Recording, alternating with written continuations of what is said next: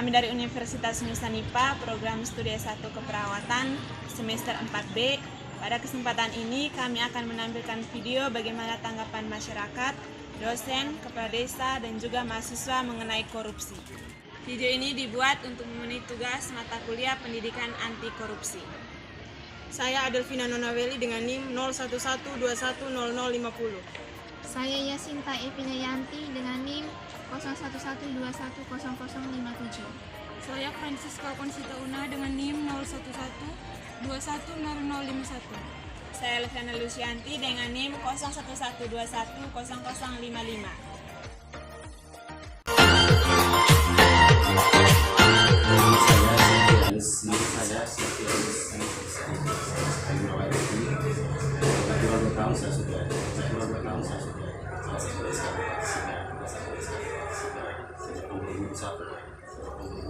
Akibat semuanya korupsi ya, korupsi ini kan ada macam-macam korupsi itu itu jangan hanya uang saja loh, ada korupsi waktu juga bisa, ini salah satunya kita misalnya contoh PNS, korupsi waktu itu sudah dikatakan korupsi waktu, bisa terlambat masuk kantor, tidak sesuai dengan aturan itu sudah dikatakan korupsi. Nah, dalam hal ini korupsi misalnya yang kita sendiri alami di Kabupaten Sika itu menurut saya itu suatu korupsi itu kan sebuah perbuatan yang merugikan juga ya, karena yang tertentu ya merugikan banyak orang dan dampaknya pada terhambatnya pembangunan. Jadi kalau menurut saya memang undang-undang itu harus diterapkan sehingga tiap oknum yang ingin melakukan korupsi itu ada efeknya. Jadi sekarang yang kita alami partisipasi ini. Perkenalkan, saya Rafael Mario Brodolokan, Sarjana Informatika Pendidikan. Di sini saya profesinya sebagai dosen di Fakultas Hukum dan juga sebagai notaris dan DPRT di Kabupaten Sika. Baik, terkait masalah korupsi, saya bahas dulu tentang korupsi dulu. Korupsi itu suatu perbuatan melawan hukum.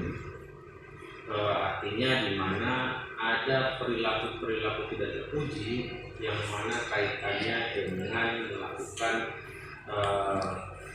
perbuatan-perbuatan yang mengambil hak orang lain. Kita lihat di Kabupaten Sika ini banyak sekali masalah-masalah yang diduga merugikan kerugian negara. Terkait korupsi sendiri, teman-teman, di sini merupakan perbuatan yang merugikan rakyat, di mana halnya adalah dalam segi keuangan. Jadi misalnya kita uang pajak yang sudah dikumpulkan rakyat dipakai negara untuk membangun daerah atau negara misalnya diambil oleh oknum-oknum tertentu. Nah, perbuatan-perbuatan itu secara besar simpelnya kita bisa ngomong sebagai korupsi. Vitalis Nongkeni SH dengan gelarnya saudara. Nah, pekerjaan sekarang pensiunan. Jadi pensiunan terakhir sebagai kepala kehutanan wilayah Sika. Pertanyaannya itu Bapak, tanggapan Bapak mengenai kasus korupsi yang sudah terjadi bukan hanya yang sekarang dari dulu ya, kalau kasus korupsi masih terjadi penyelewengan keuangan daerah, keuangan negara, keuangan pemerintah yang seharusnya untuk kepentingan umum, tapi disalahgunakan untuk segelintir orang atau pribadi. Itu pernah terjadi itu, makanya sampai dengan ada yang penjara atau salah menjabarkan ketentuan itu pernah terjadi beberapa kali. Dari yang penyebab atau pemicunya korupsi ini terjadi itu sebenarnya apa? Itu penyebabnya karena ya dari segi pengawasan awal-awal itu pengawasannya kayak kurang. Jadi dan mengundang orang untuk berniat untuk itu berbuat itu, berbuat kejahatan atau kelalaian itu. Oh, berarti Aturan sudah oke, tapi masih terjadi penyelewengan karena ada niat. Selamat sore, selamat sejahtera semua.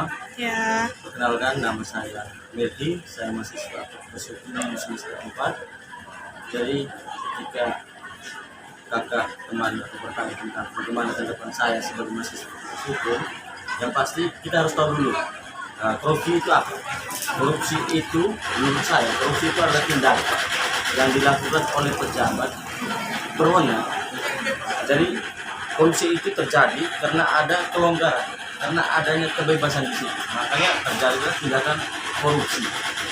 Terus kalau kita harus cari tahu dulu, korupsi itu sekarang undang-undang kalau tidak salah diatur di Undang-Undang Nomor 19 Tahun 2009 terkait dengan tanggapan saya terhadap korupsi. Mungkin saja korupsi yang terjadi ini kurangnya pengawasan, baik kita dari masyarakat maupun instansi pemerintah sendiri, di mana kurangnya pengawasan ini terjadilah kasus-kasus korupsi. Jadi saya sebagai mahasiswa untuk menangani permasalahan korupsi ini, sebaiknya kita sebagai mahasiswa selalu bersuara, maupun mahasiswa kita bersuara ke masyarakat untuk melakukan edukasi mengenai pendidikan anti korupsi. Terus untuk menangani hal itu juga saya rasa kita sebagai mahasiswa ini perlu untuk turun memberikan edukasi, mau di masyarakat, mau di instansi-instansi tertentu dalam hal pendidikan anti korupsi. Karena kalau bukan kita siapa lagi?